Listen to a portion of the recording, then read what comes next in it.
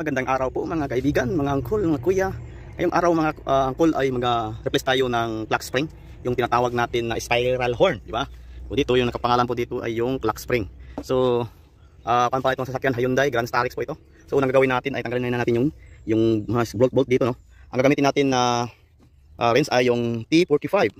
Ito siya, T45 po ito, no. Dalawa po 'yan dito at saka dito sa kabila, no.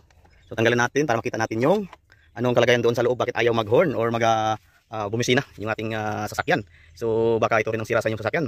So kailangan mong panoorin to mga cool para makita mo kung ano ang mga diskarte nito pagtanggal mga cool. Ito na po, pass up. So ito mga cool, kung wala kang tawag nito allen wrench, pwede po rin itong patch natin gagamitin.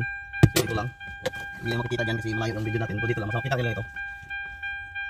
Ikotin lang ito mga cool. Tapos tingnan, atakin kung tingnan medyo matigas pa.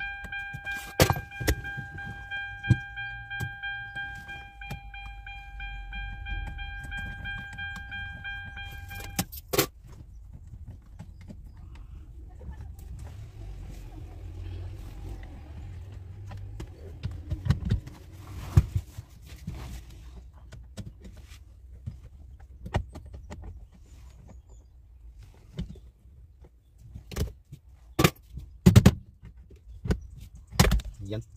So ito po siya. So tanggalin muna natin yung pan dito. Yung bolt.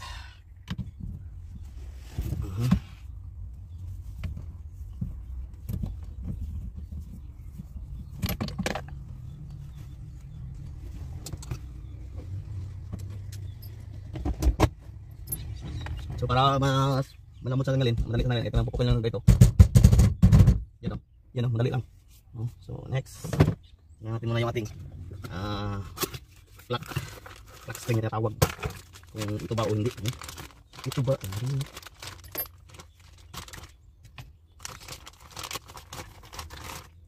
Yan. Tapos tanggalin natin tong cover para natin ikabit yung clock spring or sa ibang sinasabing spiral horn. Okay. So tatlo po yung bolt dito, apat.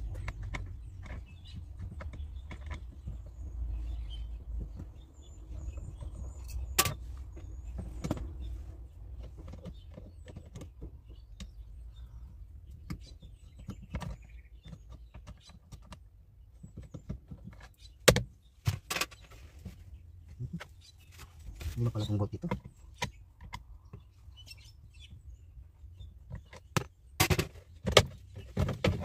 Yan. Yan siya. So dito mga uncle, tingnan natin kung tama ba to, tama ba to na horn. Yan. Parang tama lang yan. Okay. So mayroon pong lock dito siya. Ano lang gawin? Maka-unlock lang ito. Para hindi ito makalabas yung sa airbag na connection. Kaya naka-lock to siya. Mayroon po siyang lock.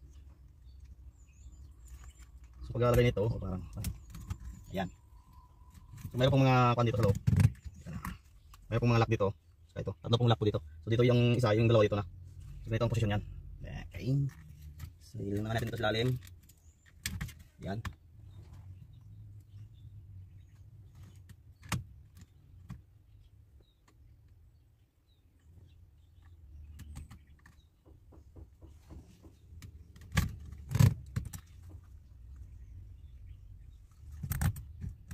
So, okay. Hindi tayo makalak dito sa taas eh.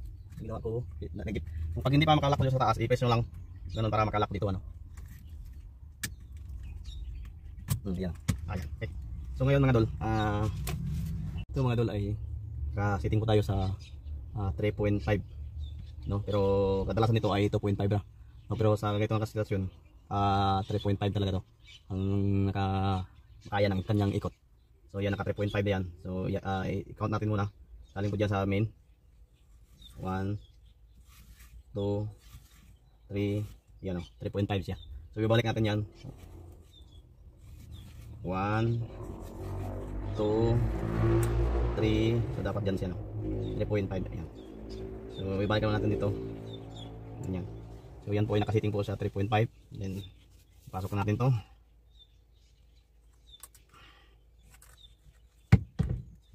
So yung iba ay kay 3.5 yung out of 0.5 yung iba, ito naka 3.5 to. So malakataas yung kanyang spiral horn.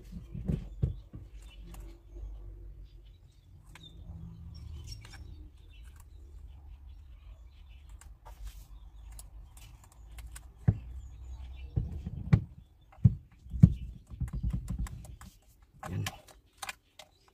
So dito ilagay natin yung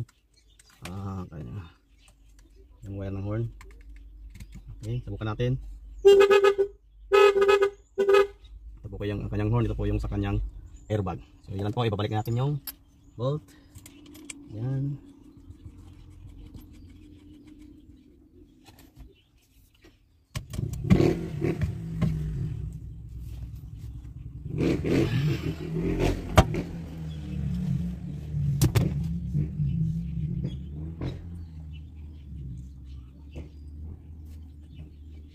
So dito natin ilagay ito. Yan. Tapos yung airbag. Tapos yan. Dito po yan nakadaan.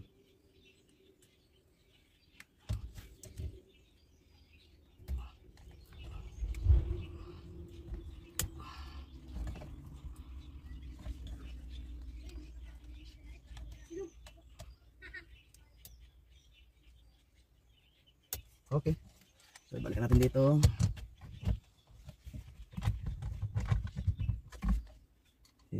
Labas muna natin yung bolt yan.